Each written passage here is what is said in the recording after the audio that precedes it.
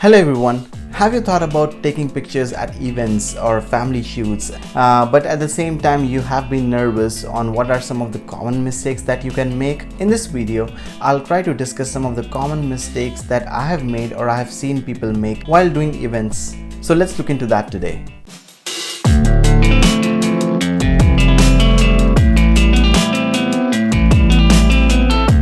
This is Asim Gupta with Shutterclick and hope you are having a great day.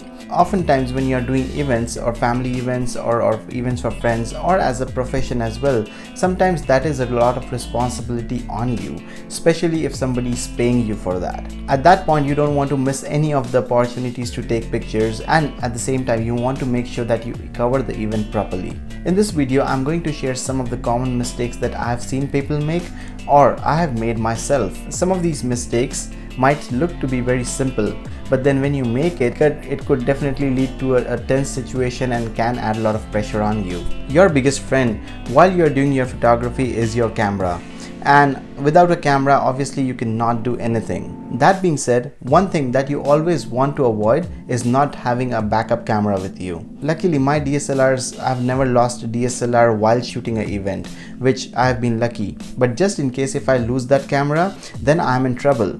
That is the reason I always carry a second camera. Now, the second camera that you carry doesn't have to be a big DSLR like your primary camera. It can be a small camera, it can even be a point and shoot. As long as you're taking pictures at the event, that should still work for you. Probably not the best thing, but then you don't have to invest into a big second camera if you're just doing small events. So I would definitely recommend a second backup camera. It can be a small DSLR, it can be even a point and shoot as I said, but then always carry a backup camera. The second thing that you always want to carry, and the second mistake that you don't want to make, is your batteries. Always, for your primary camera that you have, the DSLR, always carry a backup battery with you. I typically carry 2 to 3 batteries for my main camera and then batteries for my flash as I need it. But definitely without batteries you are again in that same scenario where your camera is of no use. So definitely recommend buying some batteries if you're trying to do this professionally. Sometimes I know these events can be indoor, they can be low light. That is the reason my recommendation would be always carry a flash with you. Typically I go with the exterior flash and I use it all the time. These kind of flashes are not very expensive. You can afford them. You don't have to really go Nikon, buy an expensive Nikon or Canon flash.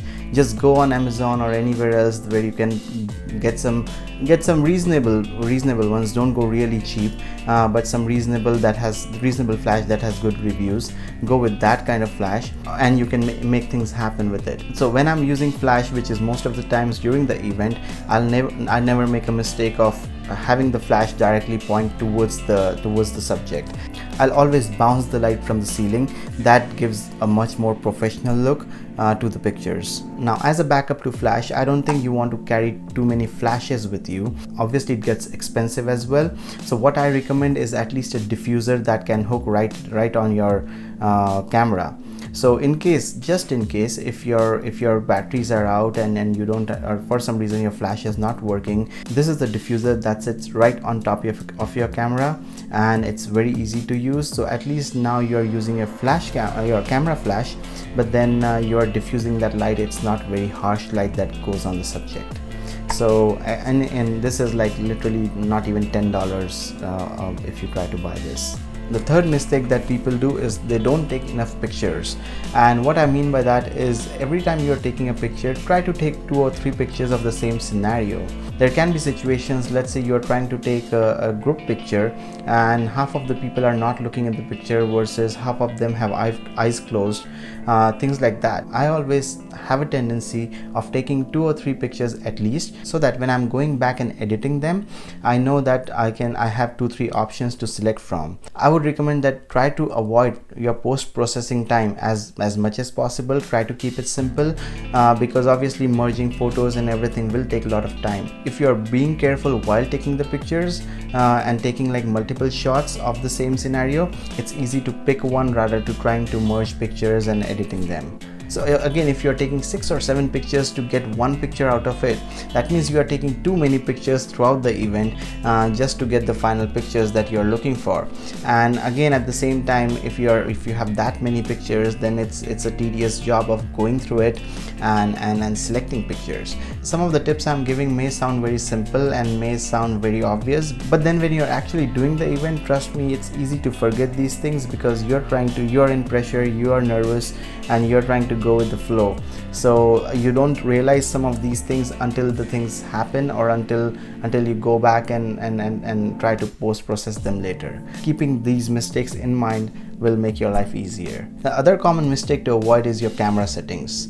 Now again, I have said this in my previous videos as well, that please make sure that your camera settings are for what you are doing. If there are fast moving things that will happen during the event, let's say there's a dance show, there's a stage show, you want the shutter speeds to be higher, so make sure you already have spent enough time with your camera settings, either before the event or during the event, to make sure your settings are good. What I try to do is be at the event at least 10 to 15 minutes beforehand, before the actual event starts. That helps me a lot because that gives me enough time to talk to the client and make sure I understand the whole script of the event, what is going to happen, and second, it gives me enough time to assess myself on what is the location, where am I taking pictures.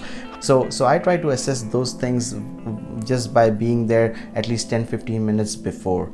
And then obviously the other thing is your camera settings, making sure you shoot some test shots just to see you are getting the right exposure and kind of exposure that you're looking for. Other thing that is important to understand, and you don't want to make that mistake, is what format are you shooting. So typically for me, I just go raw pictures. That gives me more flexibility when I'm editing the pictures later.